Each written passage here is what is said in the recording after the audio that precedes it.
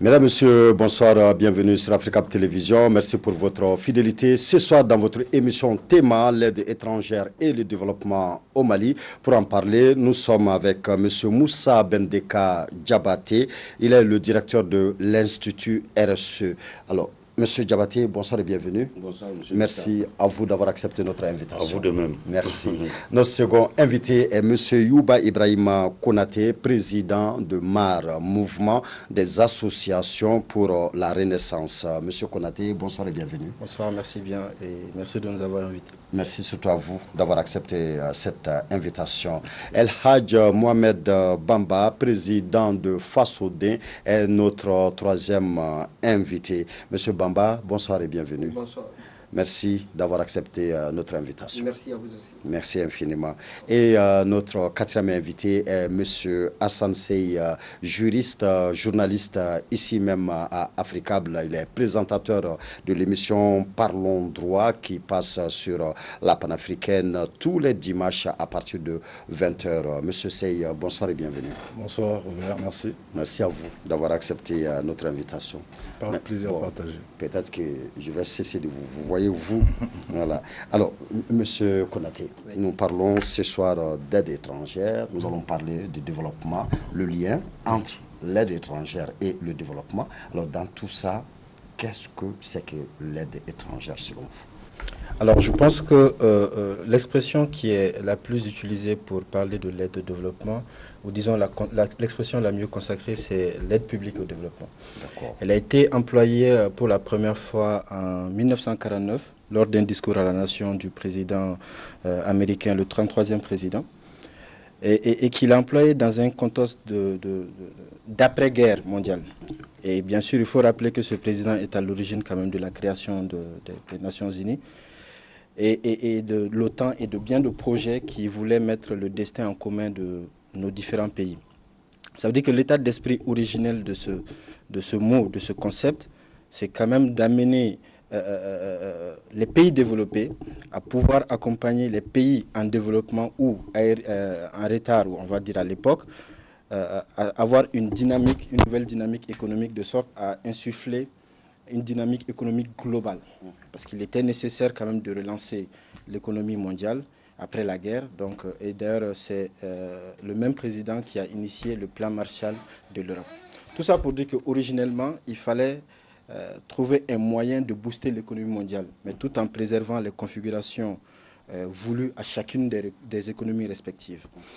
Par cela, je veux dire qu'il fallait quand même faire en sorte que l'économie africaine ou des pays en développement décolle, mais qu'elle préserve leur rôle initial de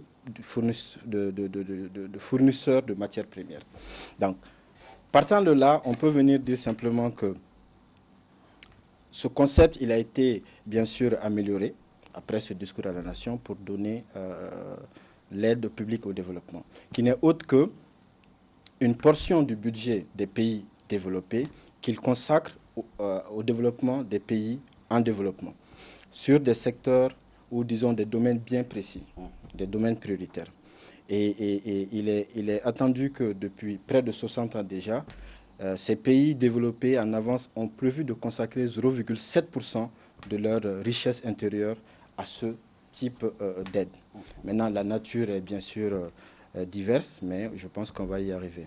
Donc avant cette date, 1949, il n'y avait vraiment pas cette aide publique au développement. Elle existait sous d'autres formes, mais l'appellation consacrée que nous connaissons a été prononcée à partir de cette date-là.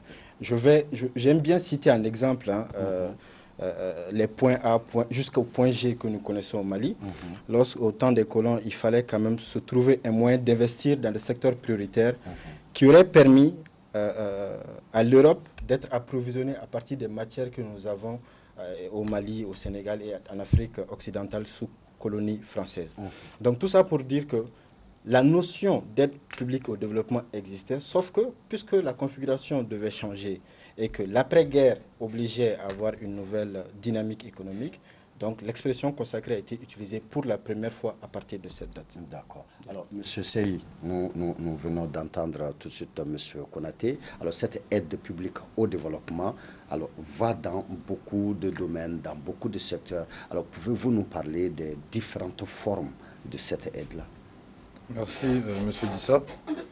Avant de commencer, je voulais quand même rebondir sur la définition qui vient d'être donnée. Parce qu'effectivement, l'aide étrangère, on peut l'entendre de plusieurs manières.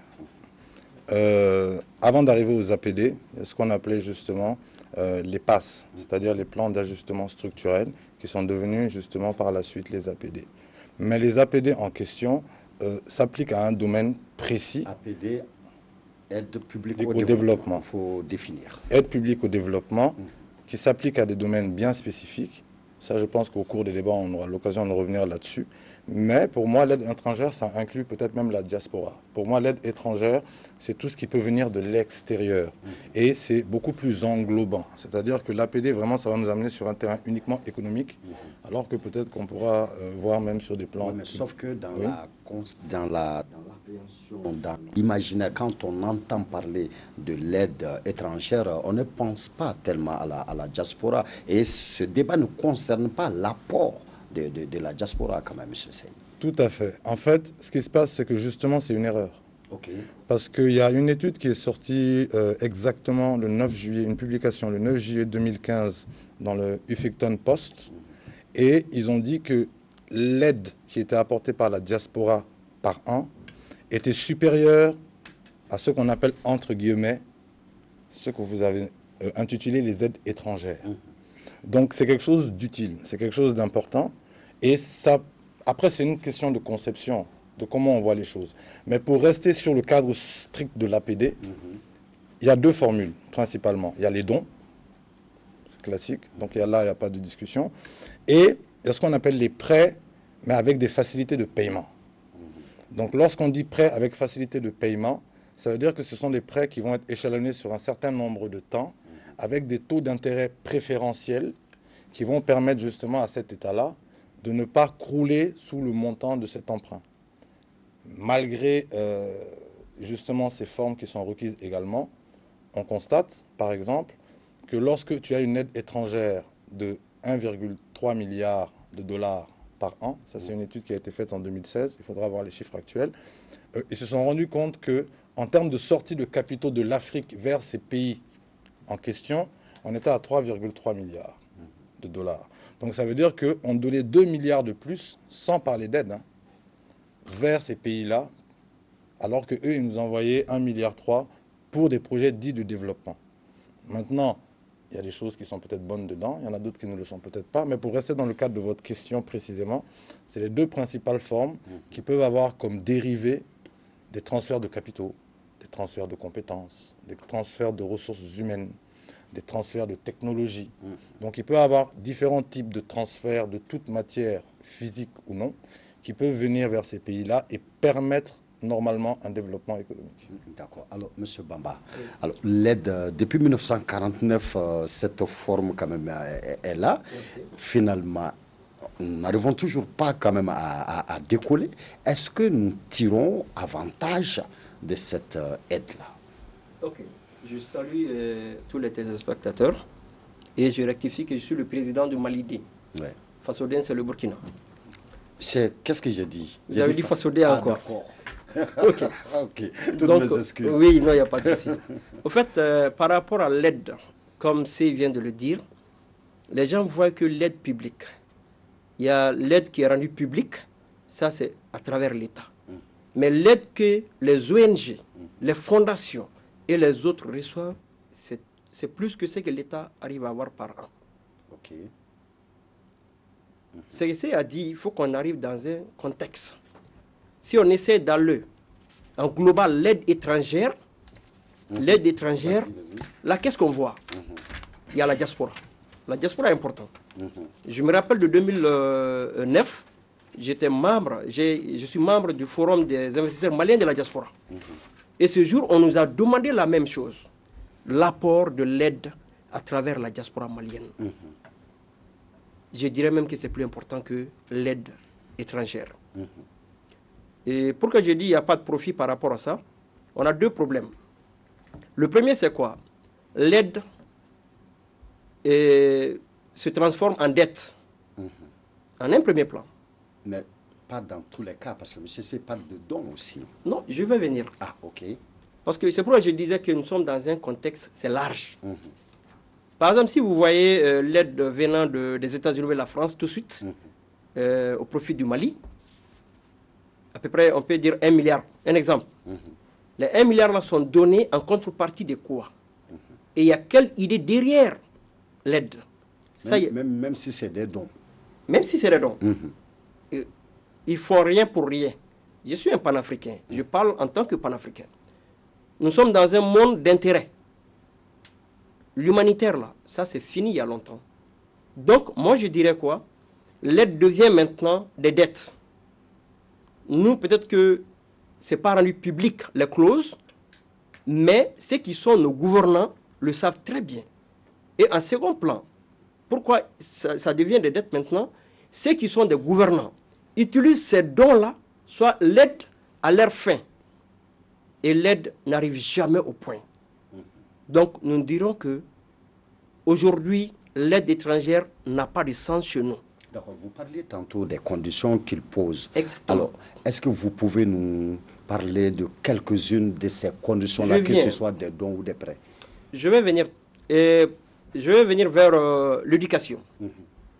Quand tu vois l'Europe ou l'Asie ou les États-Unis nous donner des dons à travers l'école, ils vont nous imposer des systèmes. Et ces dons-là, c'est pour faciliter l'exécution de ce système. Si c'est par rapport à la santé, c'est qu'il y a des vaccins, il y a des choses, là, ils exigent. Donc les dons et les aides, là, moi, je ne vois pas comme si c'est humanitaire. C'est des clauses qui sont là. Nous, en tant que peuple, on ne le sait pas. Mais nos gouvernants le savent très bien. Parce que ces dons-là sont donnés à travers des documents. Tout à fait. Ce n'est pas comme ça qu'on se lève un beau jour. Non. Je pense qu'on va arriver à ce niveau de débat parce que les dons aussi que nos religieux, je parle de chrétiens et musulmans, il y a des dons qui viennent à ce niveau. J'ai eu la chance de travailler au niveau du centre iranien. Je travaille avec les Iraniens, avec les Libanais, avec le Liban. Maintenant, aujourd'hui, il faut voir, il y a combien qui rentrent au Mali. Je ne dirais pas par an, je parle de par mois, à travers les Arabes. Mais pourtant, les Arabes s'imposent. Je te donne de l'argent, je suis sunnite, chiite ou telle chose, c'est là que tu dois exercer. C'est pourquoi je dis tout le temps que c'est avec des conditions. Que ça soit... Chez vous, oui. C'est intéressant de dissocier Exactement. l'aide publique qui va à l'État Exactement. et l'aide qui va aux avec les ONG, organismes. Exactement. D'accord. Parce que c'est un débat, c'est vraiment large. Parce que quand on dit l'aide publique, les gens comprennent directement.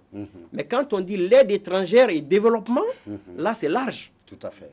Parce que ce qu'on donne à l'État, c'est rendu public, en théorie, mais pas en pratique. Il n'y a pas de suivi. C'est pourquoi la dernière fois, nous, on a pu mettre en place une cellule d'appui, suivi et évaluation pour la bonne gouvernance. Avoir un pont entre le gouverné et le gouvernant. Tout ce qui se passe aujourd'hui, on entend à la télé, il y a eu des dons d'1 milliard, 2 milliards, 30 milliards. Mais la suite, c'est quoi? Après, on nous appelle pour nous dire maintenant qu'il y a le vérificateur général qui a donné des documents, ça reste toujours dans les tiroirs. Donc les dons deviennent maintenant comme des dettes pour nous. D'accord. Alors, M. Diabaté, pourquoi, selon vous, pourquoi malgré toutes ces aides-là, le développement tant attendu n'est toujours pas au rendez-vous? Est-ce les mêmes explications que vous avez que M. Bamba? Merci. On a donné, entre autres, la définition de différentes sortes d'aides. Mais il faut noter d'abord qu'il y a deux sortes d'aides. Il y a l'aide bilatérale et l'aide multilatérale. Mais l'essence de l'aide, c'est quoi? C'est une forme de colonisation. Tout ce qui donne de l'argent à un pays ne le donne pas pour permettre à ce pays de se développer, mais permet à ce pays, on impose à ces pays d'implémenter leur politique chez nous. Et deuxièmement, il faut noter par exemple que l'amortissement des prêts est une aide. L'aide n'est pas seulement financière, Elle peut aller dans le cadre de la coopération, par exemple, formation des militaires, formation des cadres, assistants techniques, tout ça, c'est des aides. Donc ça, c'est une façon d'aide. Et les ONG, il a parlé tantôt. Mais dis ça, laisse-moi te dire. Aujourd'hui, à la Banque mondiale, ça, maintenant, on va sur l'aide multilatérale. Le Mali est l'un des pays en Afrique où les gens s'acharnent à faire passer, parce que la Banque mondiale fait l'arbitrage. Tous les pays sollicitent la Banque mondiale pour avoir de l'aide. Et on fait l'arbitrage. Le Mali est l'un des pays où les gens se battent pour que l'aide vienne au Mali, pour qu'eux viennent récupérer cet argent ici et s'en partir. Donc ils viennent s'enrichir sur notre tête et puis ils s'en vont. Et c'est ce qui fait que depuis l'indépendance jusqu'à Comment ils aujourd'hui, arrivent à s'enrichir? c'est eux qui connaissent la ligne de financement, c'est eux qui connaissent le volet d'investissement, c'est eux qui connaissent le terrain et le champ. Donc quand ils viennent, ils vont créer des ONG. Ils vont s'associer avec des partenaires maliens et ils vont détourner l'argent, comme par exemple pour aller faire l'assainissement au nord, pour aller développer le dialogue social, etc., etc. Mais c'est des gens qui savent quand est-ce que l'argent a été débloqué, comment il a été débloqué, quand est-ce que c'est venu. Donc ils viennent ici sous forme d'ONG internationale, ils viennent ici sous forme de structure internationale des Nations Unies. La preuve, l'aménagement ne peut pas te dire aujourd'hui quelles sont les ONG qui existent au Mali, qui opèrent au Mali, et avec tel montant de financement. Donc il faut comprendre que toutes sortes d'aides que nous recevons, c'est une forme de colonisation, ne serait-ce que par l'essence même du concept d'aide au développement. Maintenant, vous parlez de deux choses, l'aide et le développement. Si vous aidez un pays pour se développer, le développement est lié à trois éléments. Il faut ta monnaie, il faut ta langue, il faut ta population. Et nous, pays africains, on n'a ni l'un ni l'autre. Donc on ne se développe pas. On n'a pas nos populations. Comment? Quelle population? Une population de 18 millions. Pour financer quoi? On n'a pas de population. La population africaine fait 1 milliard et quelques. Mais il y a combien de langues? Il y a près de 800 langues. Il y a combien de monnaies? Tu ne verras jamais une puissance se lever pour dire le Mali est un pays minier. Alors on va donner de l'argent au Mali, on va former leur argent pour qu'eux-mêmes ils puissent exploiter leurs ressources minières. Mais on dit par contre qu'on a de l'argent pour financer l'exploitation minière. Mais ce n'est pas les Maliens qui vont avoir accès à cet argent. C'est eux, Européens et Occidentaux, qui vont avoir accès à ce financement. Parce que depuis le montage, depuis l'initiative jusqu'au montage, jusqu'au déblocage, c'est eux qui sont informés. Mais le Mali, le nom Mali sert de couvert pour ces institutions. Le monde aujourd'hui, dans la géopolitique, on marche comme si on est dans National Geographic. Quand un lion voit une biche, il prend, il bouffe. On fait exactement pareil sur Terre. À la seule différence que nous, on est un peu plus intelligents. Donc pour finir, l'aide aux investissements, toute aide qui vient, que ce soit de la France, de l'Europe, c'est conditionné. Les entreprises qui vont venir travailler pour l'investissement, dans les conditions, on impose que ce soit des entreprises européennes. Il n'y a pas d'argent qui vient, c'est un jeu d'écriture. Et maintenant, ces entreprises viennent, ils sont financés, ils sont payés, mais c'est le Mali qui paye. Mais quand tu vois un pays qui dit, dans le cadre des relations bilatérales, on renonce au prêt qu'on a actuellement au Mali, mais ce n'est pas vrai, c'est de pipeau. L'intérêt que le prêt a généré a suffi pour payer le capital, le principal. Donc le pays ne paye pas. Et le pays a ses retombées. Donc la notion d'aide, c'est une forme de colonisation. Et tout pays qui vit de l'aide est appelé à disparaître. Et c'est un problème de vision des dirigeants. Quand les dirigeants n'ont pas de vision, ils sont alimentaires, ils ne peuvent que faire. Pour finir, le budget national fait 2400 et quelques milliards. Sur les 2400 et quelques milliards, il y a 60% qui sont supposés être générés par l'État malien et les 40% viennent de l'extérieur. Mais les 60%, le Mali n'est pas capable de capter 20%. On n'a ni les ressources humaines, ni les ressources matérielles. On n'a pas de vision politique. Donc le Mali tourne sur l'appui extérieur. Et l'appui extérieur se manifeste sous différentes formes. Des dons, des prêts, des formations, des équipements, etc. Imaginez, au temps de Mourbo, le Mali avait 8 unités de production. Le Mali faisait du sucre ici. Le Mali, il y avait des unités de fabrication de sucre. Mais chaque fois que le Mali avait besoin d'argent, et quand on sollicitait les pays européens pour avoir de l'argent, ils disent non, on n'a pas d'argent. Mais on a 500 tonnes de sucre qu'on peut vous donner et rendre Bamako. Mais quand ces 500 tonnes ou 1000 tonnes viennent, mais le gouvernement n'a pas besoin de sucre, le gouvernement a besoin d'argent. Qu'est-ce que le gouvernement fait? Il est obligé de vendre ce sucre pour avoir la liquidité. Mais pour vendre ce sucre, il faut le vendre moins cher que la production nationale. Tu crées la mévente, tu tues l'entreprise. Voilà le comportement de ce que nous donnent les aides. D'accord. Alors, M. Konaté, pour nous autres profanes, c'est quand même extraordinaire quand on voit les réalisations quand même faites aussi des écoles, hein, en tout cas des édifices qui sont construits avec l'argent de l'aide. Nous voyons des ponts construits avec l'argent de l'aide. Nous voyons nos enfants partir et étudier ailleurs avec l'argent de l'aide. Nous voyons des grands hôpitaux construits avec l'argent de l'aide. Et on nous dit que l'aide nous sous-développe. Comment comprendre ces paradoxes? Alors, moi je m'en irais dire que je rejoins sur le plan, effectivement, de l'idéologie politique que nous n'avons aucune raison de continuer à avoir cet esprit de mendicité que nous développons à travers le système qui repose sur l'aide. Ce n'est pas des valeurs qui sont propres à notre culture.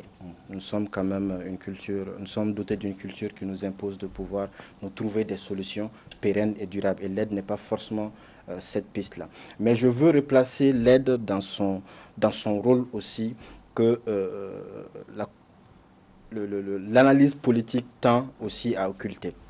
Aujourd'hui, il faut comprendre que depuis 2005, depuis la déclaration de Paris, l'aide publique au développement repose sur 5 principes. Parmi ces principes, il y a des points qui ont été soulevés par M. Bamba et qui peuvent être tenus compte, à savoir la responsabilité mutuelle. Il faut savoir que lorsque on nous donne de l'aide, c'est à nous d'abord d'apprécier la pertinence ou pas de l'aide et de veiller à ce que cette aide-là aille aux bénéficiaires et dans les règles de l'art. Donc ça veut dire que nous avons une responsabilité partagée, commune. Deuxième chose, c'est qu'il y a de la gestion axée sur le résultat qu'il faut mettre en œuvre pour pouvoir atteindre ces objectifs-là. Depuis la planification, tenir compte véritablement des parties prenantes dans la définition des objectifs qui sont liés à ces projets que nous allons monter, programmes et autres, pour qu'au final, les bénéficiaires puissent tirer profit de cela. Et bien naturellement, le grand frère Diabaté a cité la notion de suivi et évaluation de ces projets-là. Aujourd'hui, la notion de gestion axée sur le résultat nous oblige à nous doter d'outils de suivi de tout ce que nous avons prévu comme objectif de base quant au projet que nous devons financer à travers ces aides. Ce qui veut dire que ces deux composantes déjà, depuis 2005, répondent un peu aux préoccupations que vous avez soulevées. Mais mieux, vous avez parlé de conditionnalité. Vous savez, comme j'expliquais, l'aide, je mets en perspective et je mets dans son rôle intrinsèque. En perspective, il y a eu des moments, effectivement, où son utilisation sauvage nous exposait à un certain nombre de risques. Mais aujourd'hui, avec ce cadrage que nous connaissons, je pense quand même que nous devons arriver à avoir une exploitation saine et une utilisation saine de ce levier-là. Et donc, ce qui veut dire que les 3 autres principes que je m'en vais citer, l'appropriation, l'alignement et l'harmonisation, nous obligent à ce que lorsqu'un donateur veut nous apporter un appui, que cet appui-là puisse être en phase avec notre politique. C'est notre volonté d'abord qui est exprimée et ensuite l'aide s'aligne à cela. Ça ne devrait plus être le contraire. Donc ce qui veut dire que j'ai entendu le doyen Diabaté dire des choses sur lesquelles je ne suis pas totalement d'accord. Alors maintenant, le rôle intrinsèque de l'aide, il faut le comprendre. C'est un levier économique parmi tant d'autres leviers économiques pour arriver au développement. Levier économique sous-entend que c'est un moyen de nous donner des ressources nous permettant de faire face à des problèmes. Mais ça ne veut pas dire qu'elle va nous définir notre gouvernance à nous, notre mode de gouvernance à nous. L'aide ne va pas nous la définir. C'est à nous de prendre notre responsabilité par rapport à notre mode de gouvernance. Vous avez parlé de la mobilisation des ressources, des épargnes internes pour le financement de l'économie. Ceci est de notre ressort. Donc, ce n'est pas à l'aide de venir faire ça pour nous. C'est à nous de nous donner les moyens de faire en sorte que les multinationales qui viennent s'enrichir chez nous puissent au minimum payer les impôts qu'ils doivent payer. Ensuite, les ménages qui, eux aussi, opèrent bien souvent, j'aime pas le mot informel, mais dans l'informel, puissent être mis dans un circuit classique qui leur permette de contribuer au développement de l'économie. Ça, ce n'est pas l'aide qui empêche de le faire. Je ne suis pas en train de défendre l'aide, mais je suis en train de ramener l'aide en son rôle intrinsèque que c'est un outil, une source de financement dont nous disposons, que nous devons mettre à côté de d'autres sources de financement pour pouvoir amener nos économies à s'épanouir, à se développer. J'entendais M. Sey parler effectivement d'autres sources de financement. Il va sans dire que les aides ont l'avantage d'être des prêts avec des taux qui sont plus attractifs pour nous. Nous avons d'autres comment dire, moyens de nous procurer les financements, mais pourvu que nous soyons déjà des États qui soient solvables, qui soient économiquement stables et politiquement stables, pour que ces institutions financières nous fassent confiance. Donc, et pour que nous puissions aller puiser aussi les levées de fonds dont nous avons besoin pour financer notre économie. Donc, il faut pas amener l'aide au-delà de son aspect intrinsèque pour dire que l'aide n'est pas bonne, l'aide n'est pas bonne. Maintenant, moi, je m'en vais sortir maintenant de ce schéma intrinsèque pour ramener l'aide peut-être à une dimension plus ou moins commerce international. Effectivement, il y a un déséquilibre du commerce international que j'ai cité tantôt dans la déclaration, en fait, dans son rôle originel, qui fait que quand bien même l'aide nous apporte des ressources pour financer des écoles, pour financer tout ce que nous voulons dans les domaines bien précis, derrière, il y a des biais économiques qui font que nous ne pouvons pas nous en sortir.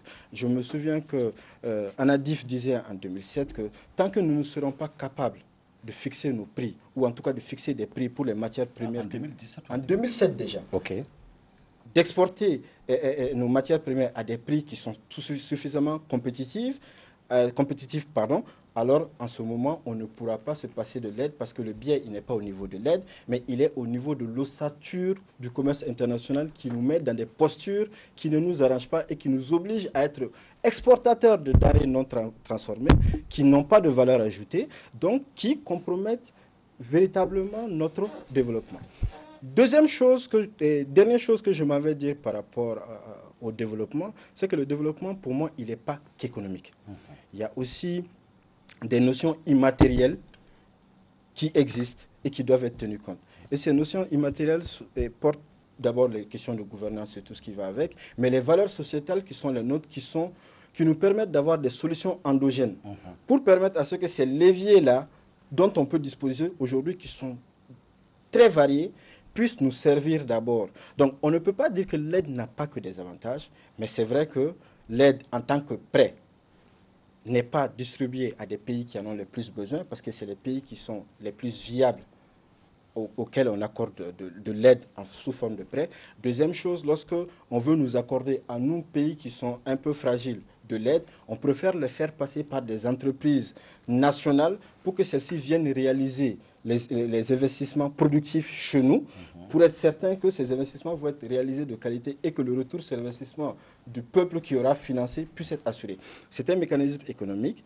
Il n'y a pas, comme doyen Diabaté l'a si bien dit, il n'y a pas d'humanisme. Il y a des règles économiques qui sont bien édictées, que nous devons nous donner les moyens de comprendre d'abord et d'agir en conséquence. D'accord. Alors, M. Sey, M. Konaté parlait tout de suite de responsabilité mutuelle. Alors, où se trouve finalement le problème chez nous en voyant que malgré les nombreuses aides, nous n'arrivons pas à nous développer? Est-ce que c'est l'aide elle-même qui est un problème en elle-même ou plutôt c'est un problème de gestion de cette aide par nous-mêmes? Je pense qu'il y a un peu des deux. Il y a un peu des deux. Pourquoi? Parce que l'aide, de manière originelle, effectivement, c'est une notion qui est bonne. Si quelqu'un demande de l'aide et que vous l'aidez, en principe, on est dans une démarche saine. Mais le souci, effectivement, se situe au niveau du déséquilibre qui a été créé par les relations. Mais ce déséquilibre est aussi créé, effectivement, en grande partie par notre propre faute à nous. Je vais vous citer Jomo Kenyatta, le président kenyan, le premier président kenyan, qui disait à l'époque, il dit lorsque les hommes blancs sont arrivés, nous avions les terres, ils avaient la Bible, ils nous ont appris à prier pour fermer les yeux, et lorsqu'on les a ouverts, ils avaient les terres et on avait la Bible. C'est vrai. Et c'est quelque chose qui est assez clair lorsqu'on essaie de le comprendre. Maintenant, il faut que les règles soient repensées. Il faut que les accords soient faits de sorte que justement le pays bénéficiaire gagne. Et comment? Il faut des ressources humaines parce qu'en fait, tout est lié. Pour négocier ces contrats-là, il faut que les gens que nos États envoient pour négocier ces contrats-là soient capables d'analyser ces phénomènes, comprennent les enjeux et négocient en conséquence. Moi, je suis désolé, toute l'Afrique n'est pas dans le cas du Mali, il faut faire attention. Vous allez prendre un pays comme le Sénégal, qui a commencé à comprendre, qui est en train de se développer, et à la limite qui vous dit, quelle que soit la nationalité de votre société, vous venez chez nous, on a peut-être des relations préférentielles avec vous, la France, il n'y a aucun problème, mais il faut par exemple X% de nationaux. il faut X choses, il faut un transfert de technologie, il faut ci, il faut ça. Si vous n'êtes pas d'accord, vous savez, les Chinois nous proposent la même chose beaucoup moins cher. Mais on veut entretenir de bonnes relations. Ça devient une relation effectivement commerciale où en fonction des jeux d'intérêt, parce que les États c'est aussi ça, il ne faut pas être dans le sentimentalisme, on regarde ce qui nous arrange, mais on leur dit aussi qu'on a d'autres moyens de nous ressourcer. Et pour arriver à ce stade-là, il faut que déjà, premièrement, on développe le secteur primaire. C'est pour ça que d'ailleurs ça s'appelle le secteur primaire, c'est-à-dire l'agriculture, que les gens y mangent à leur faim. Ensuite, on va arriver au secteur secondaire, qui sont les industries. Et Modibo, effectivement, avait bien avancé là-dessus. Et ensuite, on va arriver au secteur tertiaire, qui sont les services. Ça ne veut pas dire qu'il n'y a pas des secteurs tertiaires où on ne peut pas avancer déjà aujourd'hui. Mais quand vous prenez, par exemple, le secteur des industries, qu'est-ce qui se passe? Ce qu'il a dit est pertinent. Il dit que les denrées sortent. On appelle ça une économie de rente. Ça veut dire que on produit, on vend cette matière première, mais derrière, par exemple, on n'a pas d'usine pour faire des t-shirts, mais on vend du coton. La Côte d'Ivoire, on leur faisait la même critique avec le café et le cacao, mais aujourd'hui, ils font du chocolat, eux. Donc, ce n'est pas partout au même niveau, il faut faire très attention. Maintenant, on est arrivé à un stade aujourd'hui où moi, je pense qu'on est même à un stade post-primaire. Post-primaire, ça veut dire quoi? Ça veut dire qu'on était déjà arrivé à la deuxième phase, parce que malgré le fait que l'agriculture avançait lentement, elle suffisait pour la population et on avait même des industries de production. Parce que tout le monde pense que les industries aujourd'hui n'existent pas, c'est pas parce que l'État ne veut pas, non. C'est parce que l'État ne peut pas. Et pourquoi l'État ne peut pas? Ça, c'est des causes qui doivent être analysées et qui doivent être décrites. Mais avant d'arriver à ce second constat, il faut savoir que par exemple dans ce secteur primaire-là, qui existait et qui suffisait à prendre la majorité, en tout cas la quasi-totalité des Maliens en charge par rapport à la nourriture, et on était déjà dans l'industrie, au jour d'aujourd'hui, on est passé avant ça. C'est-à-dire qu'on n'a même plus assez d'agriculture. C'est-à-dire que la population a augmenté plus vite que l'amélioration de l'agriculture. Ensuite, on va nous dire... La production, effectivement. Elle est insuffisante. Insuffisante, à la limite, c'est un euphémisme, quoi. On ne peut pas dire qu'elle est nulle, vu la capacité, puisqu'il y a quand même une production, mais disons qu'elle est plus proche de zéro par rapport à la capacité dont nous disposons, parce que le Mali, selon certaines études, peut être le grenier de l'Afrique. Je ne dis pas de l'Afrique de l'Ouest. Mali a la capacité d'être le grenier de l'Afrique. Donc bon, si on n'arrive pas à nourrir que le Mali, c'est qu'il y a un problème. Bon, donc après, ça c'est les questions qui peuvent être analysées par la suite. Je ne veux pas monopoliser la parole. D'accord. Je peux... Ok, d'accord. Monsieur Bamba, quelle alternative proposer à l'aide? Bon, moi je pense que l'alternative, c'est très simple. Aujourd'hui, il faut que nous, les Maliens, on arrive à savoir qu'on a des potentiels. Qu'on ne peut pas être que des mendiants. Parce que je vais revenir un peu en arrière. On nous parle d'aide. Est-ce que l'aide a été sollicitée par nous? Est-ce que l'aide a été proposée? Il y a les deux vagues. L'aide peut être proposée et l'aide peut être sollicitée. Donc c'est là où on parle de conditions. Donc il faut savoir aussi que... Dans les deux cas. Dans les deux cas. Ok. Aujourd'hui, nous en tant que Maliens, comme s'il vient de le dire, le Mali peut nourrir l'Afrique. Je prends l'exemple sur le cas de Modibo. Comment en 8 ans, le Mali était indépendant. Le Mali était bien parti. Il a fallu un coup d'État qui a allégé à 50%. Moi, je vais venir à un niveau... Mais déjà, avant le coup d'État, les Maliens avaient des problèmes quand même sous Modibo Keïta, justement par rapport à cette affaire d'aide. Exactement. Déjà, Bamba. Exactement. C'est là où je vais à venir. Au fait, tu peux dire qu'il y avait un problème, mais les problèmes ne sont pas les mêmes. Il faut avoir les pourcentages. Je parle des pourcentages. D'accord. Dans la vie, on ne peut pas finir avec les problèmes. On continue avec. Mais il faut voir les pourcentages. Aujourd'hui, moi, je pense que les Maliens doivent se donner au travail. Que le Malien ne compte pas sur l'autre. Imagine aujourd'hui tous les Maliens qui sont à Bamako aujourd'hui. Je ne parle pas des villages seulement. Si tu as un frère au niveau de la diaspora, dès que lui, il est là-bas, il t'envoie 50 000 francs, 100 000 francs, les gens ne travaillent plus. Ils ne font que compter sur ça. Moi, aujourd'hui, j'ai un frère aux États-Unis, au Canada, qui est avec une ONG là-bas, ou une fondation. Il me demande de créer une fondation. Je crée. Maintenant, il va me demander d'aller filmer quelque part là où il y a la pauvreté, il y a telle chose. Je le fais. Et maintenant, on m'envoie de l'argent. Et le budget qu'on va m'envoyer, celui qui a fait le projet, la conception du projet, à sa part, l'audit à sa part, je suis concepteur de projet aussi. Maintenant, ça va terminer à quoi? La facilité. Il faut qu'on oublie la facilité. C'est comme grand frère vient de le dire. Tout ce qui vient de l'extérieur, moi je le dis, ça n'engage que moi. Tout ce qui vient de l'extérieur n'est pas bon pour nous. Quelles que soient les conditions qu'on peut poser nous-mêmes. Quelles que soient les conditions que nous-mêmes nous allons proposer. On n'a pas de conditions à proposer. C'est nos gouvernants qui proposent. Ils ne connaissent pas la réalité du pays. Toi, dis ça aujourd'hui, toi et moi, on se soigne dans les mêmes hôpitaux. Mais un gouvernant ne se soigne pas là-bas. Est-ce qu'il peut savoir que dans nos CESCOM, là, il y a des problèmes? Il y a combien de CESCOM au Mali? Il y a des milliers, mais il n'y a rien de là. Mais il y a eu combien de dons? Il y a eu combien d'argent? Où est parti maintenant le suivi?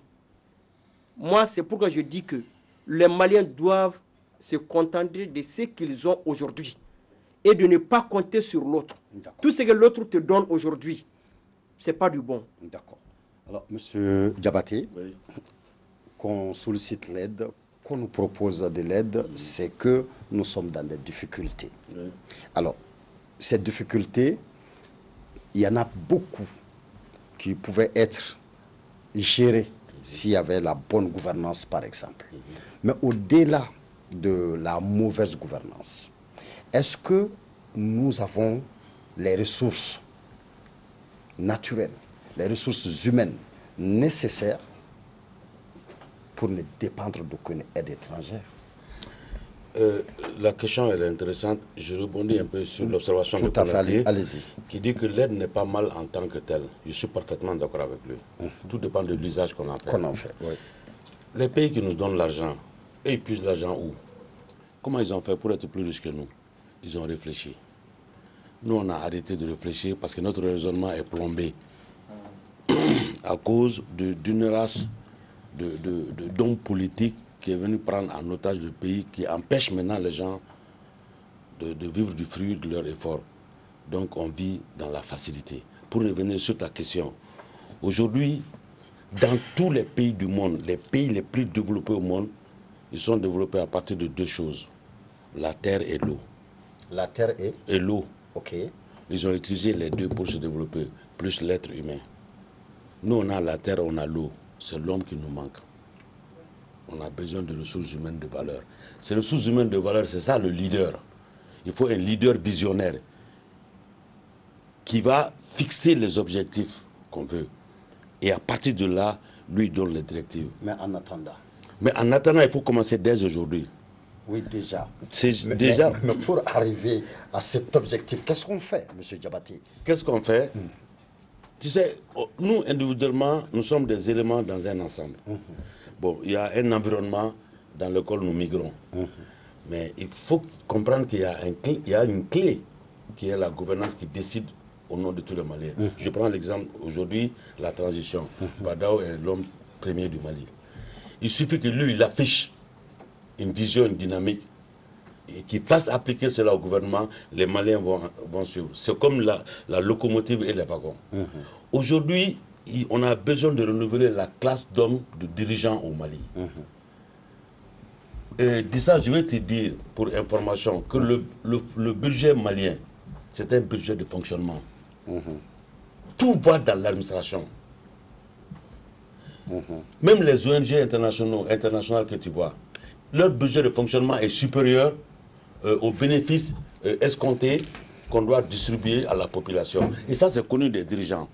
Mais pourquoi ils ne parlent pas? Parce qu'ils vivent de ça. Aujourd'hui, pour répondre à ta question, qu'est-ce que nous pouvons faire? Ce que nous pouvons faire, il faut que la vision soit implémentée et fixée par le dirigeant qui est aujourd'hui le président de la transition. Et à partir de là, tous les Maliens vont... On n'a pas besoin d'avoir de l'aide pour financer notre école. On n'en a pas besoin. On n'a pas besoin de financer de l'argent pour notre sécurité routière, etc. On n'en a pas besoin. Monsieur Diabaté, vous pensez que le Mali a assez d'argent pour financer à 100% son école? Vous savez comment on cherche l'argent? Avec la tête. C'est l'intelligence qui fait. Tout ça là, c'est des mines. la pierre, le sable, etc. C'est des ressources qui sont dans le sous-sol. Est-ce que avons-nous ces hommes capables de réfléchir à comment générer ces ressources-là? Si oui, pourquoi on ne les voit pas? Quand tu mets un médiocre à la tête d'un pays, il va faire la promotion des médiocres. Et les intellectuels les plus valeureux vont disparaître. Parce qu'ils sont jaloux d'eux. Pendant 30 ans, on a eu affaire à des dirigeants médiocres. C'est ça la réalité des choses. Aucune vision. Aucun dirigeant politique aujourd'hui, depuis 91 aujourd'hui, ne peut te dire « Voici, je me tape la poitrine, voici le fruit que j'ai fait pour le bonheur du peuple malien ». La question est là, on a tout pour se développer. Et si on se fixe une vision, dans 20 ans, le Mali peut approcher les États-Unis. Pourquoi pas? Les États-Unis ne sont pas la projection orthogonale de Dieu sur terre. Ils ne communiquent pas avec Dieu. Mais ils ont eu des dirigeants visionnaires. L'aide au développement, l'aide aux investissements, c'est des méthodes pour continuer à coloniser, à brutaliser les pays soi-disant pauvres. Mais la pauvreté, c'est quoi? Qui est pauvre? La pauvreté, elle est relative. Il n'y a pas de pays pauvre. C'est parce que tu veux qu'on te traite de pays pauvre pour se servir de ça et aller chercher de l'argent. Mais la pauvreté est un état d'esprit. Pauvre par rapport à quoi? Par rapport à qui? C'est ça la question. Donc ta question, elle est aussi simple. Aujourd'hui, le Mali regorge de moyens humains pour amorcer la dynamique. Le résultat, ce n'est pas dans 10 ans. Il faut se projeter dans le long terme. Mais ce qui est sûr, les générations qui viendront après nous sauront qu'il y a des gens réfléchis qui ont posé des actes et eux doivent bénéficier des retombées de ces actes. Nous, on a vécu les deux systèmes. Moi, j'étais à l'école au temps de Mourou Keta. J'étais à l'école au temps de Moussa Traoré. Bon, les Alpha, je finissais mes études, etc. Mais je peux quand même faire une analyse comparative. Qu'est-ce que j'ai gagné dans cette démocratie de 91 ans aujourd'hui à cause des dirigeants? La classe des dirigeants, 0 pointé, rien. Rien, ça veut dire 0. Donc, on n'a pas de vision, on n'a pas de politique, on n'a rien. On est venu comme des franchisés. Quand je dis on, les dirigeants, c'est des franchisés, c'est des petits pays micros qui représentent des grands pays et qui viennent s'enrichir sur notre dos. D'accord. Voilà. Ok, alors, ça va être maintenant le dernier tour de table. Oui. Alors, vu que M. Diabaté parle de vision, oui. Alors, quelle politique, c'est vraiment une question plateau, oui. Quelle politique pour moins d'aide? Pour moi, revenir à ce que M. Diabaté vient de dire est presque indispensable parce que je mettrais cette situation en 3 strates. Le premier niveau auquel il faut accorder un regard le plus critique, c'est le fonctionnement du commerce international. Comment est-ce que tout ceci fonctionne? Et tant que nous aurons des accords, des conventions et des mécanismes qui créent des biais à l'échelle mondiale, je vous assure que peu importe la volonté interne qu'il y aura un frein. Ça veut dire que nous devons d'abord accepter d'aller dire à nos partenaires à l'échelle mondiale que nous disposons de la matière première, elle est d'abord nôtre. Mais le fonctionnement actuel du monde ne nous permet pas d'en tirer profit. Refondons tout ça, repensons tout ça. Je me souviens de la démarche conjuguée entre le Nigeria et la Côte d'Ivoire pour traiter du prix du cacao récemment, qui a quand même apporté des fruits.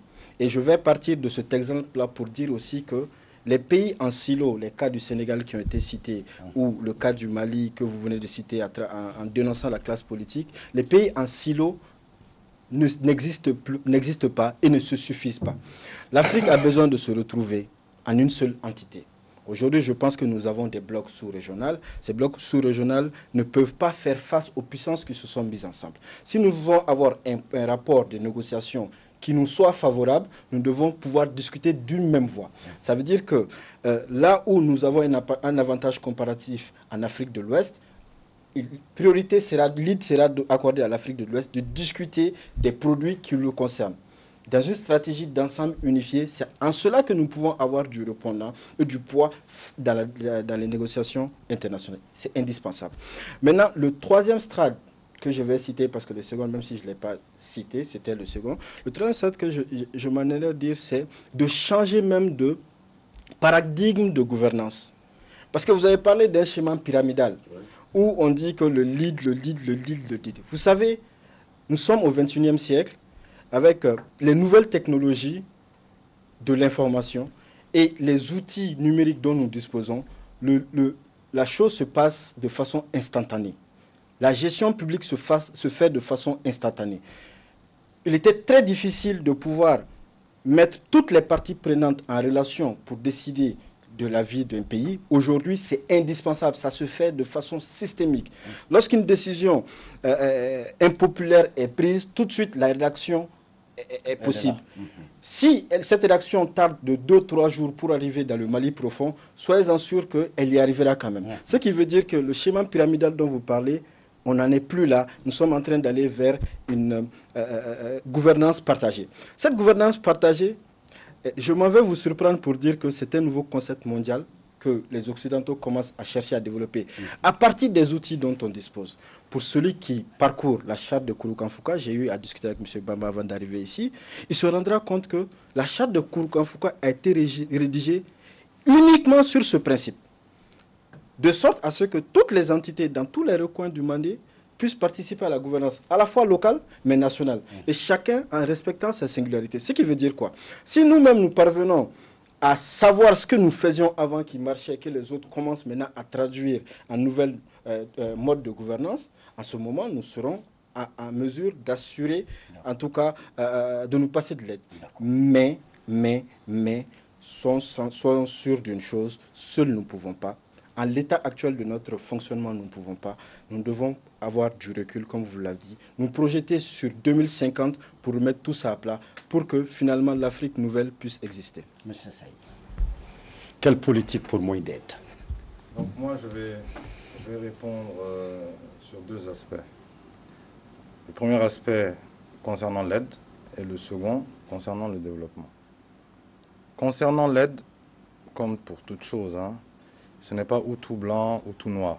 C'est-à-dire que quand on parle des dons, qu'il y ait une arrière-pensée ou pas derrière, je suis désolé, lorsque l'État est justement défaillant et que vous avez un enfant qui est à je ne sais pas combien de kilomètres de Bamako, sans eau, sans électricité, sans de quoi vivre, et qu'une fondation vient lui faire un puits, moi je suis même plus tenté de le remercier qu'autre chose. Donc il faut faire attention et faire la part des choses parce que les comportements ne sont pas forcément les mêmes. Ensuite, lorsqu'on va parler de développement, le développement est d'abord personnel, le développement est d'abord endogène, le développement est d'abord intrinsèque. Il y a des modèles qui ont réussi, c'est ça en fait à la limite qui est le plus choquant. Il y a des modèles qui ont réussi, qu'on a vus, on a accès aux informations, mais on ne s'en inspire pas. Et le modèle, l'un des modèles les plus répandus, c'est celui de la Chine. La Chine s'est d'abord fermée sur elle, mais la Chine a formé, attention. Parce que tout ça tourne autour d'une chose, c'est l'éducation. Les ressources humaines, je veux bien qu'il y en ait déjà actuellement, qui vont poser les bases pour les générations futures, et tant mieux. Mais il faut continuer, et tout le monde est d'accord que le niveau aujourd'hui de l'école malienne va en dégradant. Voilà, c'est de mal en pis, de mois en mois, alors que normalement, ça devrait être le contraire. Et c'est ça le premier baromètre d'un État. Parce que tant que les personnes ne comprennent pas les enjeux, tant que les personnes ne comprennent pas qu'est-ce que c'est même que le développement, on ne va jamais se développer. Maintenant, pour les personnes qui auront la chance d'aller à l'extérieur, et là c'est pareil, je vais revenir sur l'exemple de la Chine, on n'incite personne à la contrefaçon, bien évidemment, mais les Chinois, lorsqu'ils allaient étudier, après ils allaient en entreprise, ils regardaient comment ces gens-là ils font, et quand ils reviennent, comme ils sont fermés sur eux-mêmes, ils essaient de développer à leur manière, mais ils prennent déjà l'évolution à un stade 2. C'est-à-dire que vous allez prendre par exemple un jeune homme de Molodo, par exemple, un jeune garçon. J'adore cet exemple. Voilà. Donc un jeune garçon de Molodo, qui a peut-être une dizaine d'années, et qui fait une petite voiture ou avec une petite dynamo, vraiment. À Molodo, on le faisait avec les fils de fer, souvent en banco et tout, oui. Et sans forcément qu'on leur donne de notices. Ça veut dire que naturellement, on est plus intelligent que ces gens-là. Ça ne pose même pas de problème. Parce que la civilisation a commencé chez nous. Et je ne vais pas faire de digression, mais quand on est raciste, c'est qu'on n'a pas compris l'évolution, parce qu'à la base, c'est les Noirs qui sont devenus blancs. Mais ça, c'est une autre discussion. Donc, le petit garçon qui va créer cette petite voiture-là, il a déjà un esprit qui est fertile et qui est vif, mais son esprit est bloqué parce qu'il n'a pas accès à la globalisation. C'est pour ça qu'il faut faire attention, parce que se fermer sur soi-même, avec un monde où on a accès à la télé, à Internet, à des modèles, ce n'est pas dit que ce que tu vas produire, même si tu le produis et que c'est de bonne qualité, que ça va se vendre. Ensuite, il y a les questions des coûts qui se posent, parce que les Chinois sont les plus forts, ils sont en quantité. Donc il faut composer en bonne intelligence, trouver les gens qui ont de l'argent, et ça il y en a, trouver les gens qui ont du capital humain, et ça il y en a, mettre ces technologies-là ensemble, et entre-temps être modeste, ne pas se glorifier uniquement de notre passé, dire que nous avons des lacunes, que nous sommes prêts à apprendre et travailler, aller étape par étape, et monter petit à petit. Je pense que c'est la meilleure formule. D'accord. Monsieur Bamba. Ok. J'ai bien écouté tout le monde.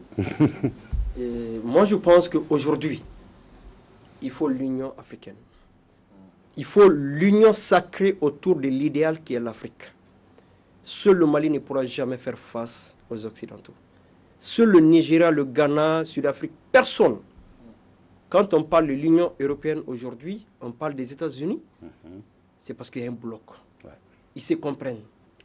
Il y a un problème chez nous. Les pays qui ont été colonisés par les Français et ceux qui ont été colonisés par les Anglais. Et d'autre part, les lusophones. Exactement. Aujourd'hui, il faut voir. Qui peut comparer le Ghana au Mali? Ils ont leurs coutumes. Il faut qu'on revienne en arrière. Il faut respecter nos valeurs, nos principes, notre tradition. Sans la culture, un État n'est rien. Aujourd'hui, tout ce qui nous manque, c'est de savoir d'où nous venons. C'est pourquoi je pose la question à tout le temps, qu'il faut que tous les Maliens sans exception se posent une question. Qui suis-je? Qui suis-je? C'est-à-dire, si tu arrives à te poser cette question et que tu te réponds, là, tu vas savoir qui tu es réellement. Deuxièmement, il nous faut la bonne gouvernance. Et la bonne gouvernance, c'est à travers une bonne éducation. Ce n'est pas du jour au lendemain qu'on devient quelqu'un qui va mal gouverner un pays. Non, non, non, non. C'est depuis à bas âge. Depuis à bas âge. Je me rappelle à l'enfance, on nous enseignait beaucoup de choses. Mais aujourd'hui, tel n'est plus le cas. Sauf que, alors des gens quand même ont reçu de très bonne éducation, mais ont très mal géré. Là, j'allais en venir. Là, je vais toujours revenir au niveau de l'avènement de la démocratie. C'est ma deuxième fois sur ce plateau. Je le dis, je le répète. La démocratie a été le premier malheur des Maliens. Pas la démocratie en tant que telle, mais l'utilisation. L'utilisation. C'est pourquoi nous, on se pose des questions en tant que panafricains. Est-ce que la démocratie nous a été imposée? Est-ce que ça a été sollicité? Sollicité par qui? À travers la démocratie, on n'a plus d'école. À travers la démocratie, on n'a plus d'éducation chez nous. On n'a même plus de vie, on n'a plus de sécurité, rien. C'est pourquoi je ne voulais pas, parce que les personnes âgées nous écoutent, sinon j'allais même dire qu'il n'y a plus de Maliens, comme mon grand frère vient de le dire. Nous sommes un pays sous contrat. Le Mali est un pays sous contrat. Et chaque président qui vient est obligé de se rendre aux Champs-Élysées et de signer un cahier de charges. Vous et moi et tout le monde, tous ceux qui nous écoutent aujourd'hui, tous ceux qui nous regardent, personne ne sait qu'est-ce qui est sur ce cahier de charges. C'est à travers ça que je dis que le Mali est un pays sous contrat, ainsi que tous les pays francophones. Mais il y a beaucoup de... En définitive. En définitive, moi je dirais tout simplement que soyons des Maliens. Respectons l'hymne national. Respectons la devise du Mali.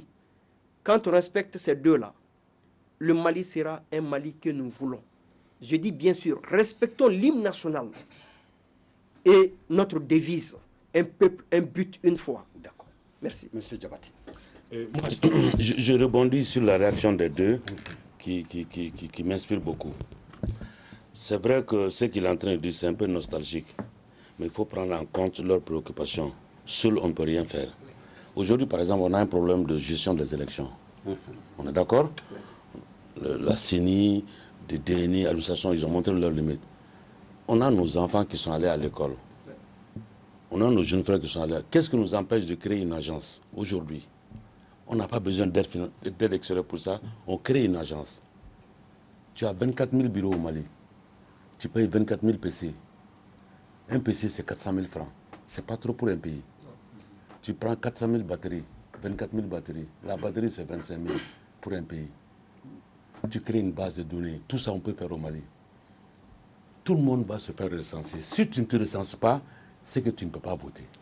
Et quand tu es recensé, tu viens avec ta carte, tu le présentes à l'ordinateur, c'est l'empreinte digitale, il sort ta filiation.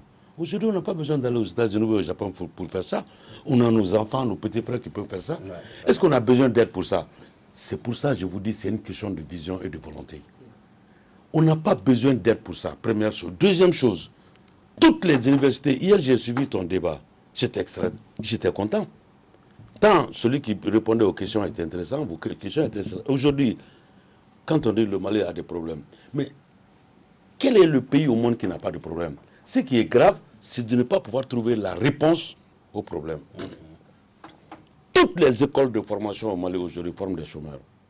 Le diplôme n'est qu'une présomption de compétence. C'est ça. Ça ne veut rien dire. La question, qu'est-ce que tu sais faire? Aujourd'hui, le Mali est l'un des rares pays avec cette frontière terrestre. Mais c'est une opportunité. C'est aux dirigeants de réfléchir. Comment traduire cette difficulté de non-accès à la mer et d'en faire une opportunité pour nous? Mais on peut... Aujourd'hui, le taux de sinistralité au Mali, je ne veux pas te donner le secret des assureurs, mais le montant que les assureurs doivent payer en termes de sinistre, c'est des milliards. Il y a combien d'accidents par jour? Mais on peut résoudre tous ces problèmes. Le service de visite technique, c'est le seul service au Mali. C'est un contrat de 5 ans, avec tacite reconduction. Et chaque ministre qui vient, ils oublient qu'il y a tacite reconduction. Et quand tu viens, tu pars, la société reste. Ça fait 20 ans que la même société reste. Je ne vous cache rien, vous êtes au courant en France, en Europe. Quand tu vas dans une station, tu fais ta visite technique. Pourquoi ne pas décentraliser? C'est un problème de vision. On a arrêté de réfléchir. On a toutes les solutions à nos problèmes. La question simplement, c'est de prendre un dirigeant qui va impulser la dynamique et la vraie dynamique avec des sanctions. Pour finir, il y a ce qu'on appelle la notion du couple. Tu es à l'école, on te dit 1 plus 1 égale à combien? Tu dis 2. On te donne 10 sur 10. On te dit 1 plus 1 égale à combien? Lui, il dit c'est 20. 0. Donc la notion de couple, le bon et le méchant. Tu fais du bien, allez, salut, tu es récompensé. Tu fais du mauvais, on te sanctionne avec la dernière rigueur. C'est l'exemple qu'il faut commencer à donner. Sinon, dit ça, ce n'est même pas la peine qu'on quitte le Mali. On a toutes les solutions ici. Et on a les ressources humaines ici. On a les ressources financières ici. Il s'agit de faire la mutualisation. Et comme ils l'ont dit, avec l'assistance ou le partenariat, on va avoir en ce moment l'aide au développement. On va le voir autrement, en posant nos problèmes, en disant voici ce qu'on a. Aujourd'hui, la zone du Nord, c'est la zone la plus riche en ressources minières. Qu'est-ce qui nous empêche d'aller voir les Chinois, les Russes? On a de l'uranium. Venez, qu'est-ce qui vous intéresse? L'uranium vous intéresse pour faire le nucléaire? Très bien. Bon, maintenant, nous, on a besoin de 20 autoroutes. Nous, on a besoin de 50 hôpitaux. On a besoin de 20 écoles, etc. etc. On négocie. On n'a pas besoin de MINUSMA ou de Barkhane pour faire ça. C'est notre territoire. D'accord.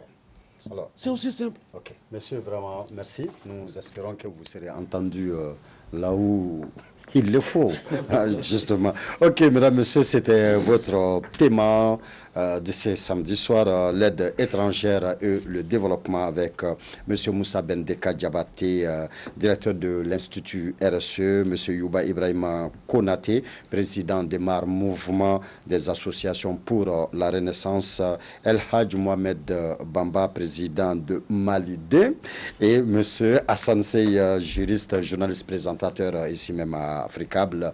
Il présente l'émission Parlons droit que vous pourrez suivre demain déjà à partir de 20h. Merci d'avoir suivi ces numéros de Théma. Nous nous donnons rendez-vous la semaine prochaine pour beaucoup d'autres débats. Merci à toutes et à tous. Merci.